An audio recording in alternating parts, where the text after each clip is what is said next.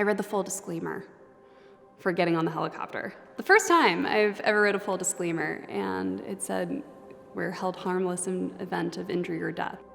Read it all, signed it, and got on. And I just had this feeling. I had a feeling it wasn't right. And then right as we were about to get over the beach, we heard this loud pop.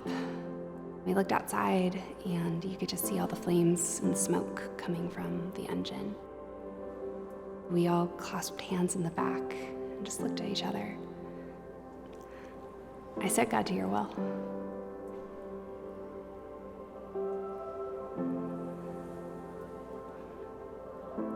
Knowing that I was either going to wake up or I was going to be in heaven.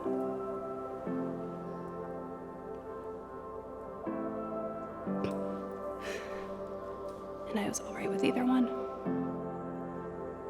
This truck driver on the other side of the freeway was switching lanes, and he hit a Ford F-150 and flew over the freeway and landed on me head on. I died. They put a trach tube in my throat so I could breathe. And the doctor was trying to tell my family to pull the plug. Yeah, he said that if I lived, I'd be a vegetable. I think I'm a cute carrot, huh? I was 33 weeks pregnant at 40 years old, first child, emergency C-section, and I wouldn't stop bleeding, I wasn't clotting, so they ended up having to cut me open and take out a foot of my colon due to a blockage that was about the size of a softball. A week after my son was born, they did a surgery similar to that on him, but he unfortunately was not strong enough to survive. We had FaceTime, which was nice, so I was able to at least see him and hear him cry and things like that, but I wish I at least had been able to hold my son, because I was never able to hold him while he was alive, so that's a part that that haunts me, I guess. A pedestrian ran into the freeway and hit me. He was projected towards a big rig, so he didn't make it. I flew off my bike at 65 miles an hour. Even though I flew off my bike, no other car ran me over. The tragic thing is that even though I only broke my finger, there's no bone from here to here. It's gonna be removed. I have an autoimmune disease. It's called vitiligo. Most people know it from what Michael Jackson had. I was really uncomfortable when I first got it. It was kind of made me self-conscious and tried to hide it. And one day I just decided it's part of me. There's no point in being upset about it. And now I call them my leopard spots. 14 years ago, after I had my daughter, I had my first colonoscopy, and I was diagnosed with ulcerative colitis. The only thing that can cure it is to take out your colon. I either die, take my own life, or have surgery and remove my colon. I owe my life to my husband.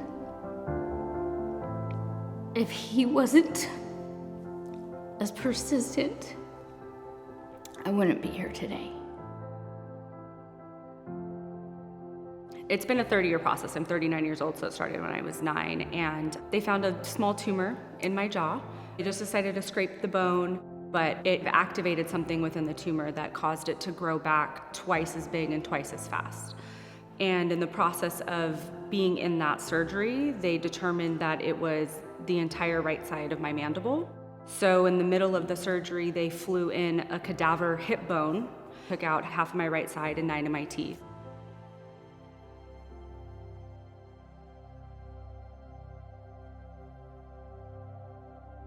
We launched our campaign today.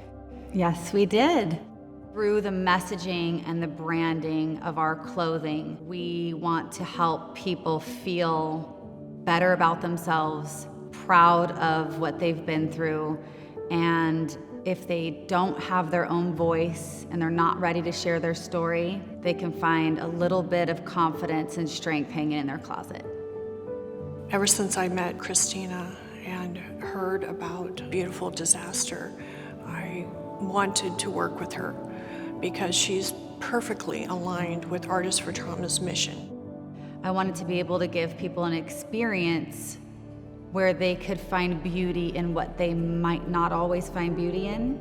My husband once told me, "You're just a beautiful disaster." Literally, if I could have it across my forehead, it would be what I am. You don't know how beautiful you are until someone shows you how beautiful you are. And that's what Beautiful Disaster has done to me. Beautiful disaster makes me feel like a beautiful disaster. It makes me feel good. We always feel guilty for going through hard times. We shouldn't. We should not feel guilty. It's just life. It's being imperfect, and that's the perfect thing about life. Trauma specifically it's an event. If you surrender to it and let it be part of you and wear it with pride, then you'll wear it perfectly. And that's what we did today. We gave people power.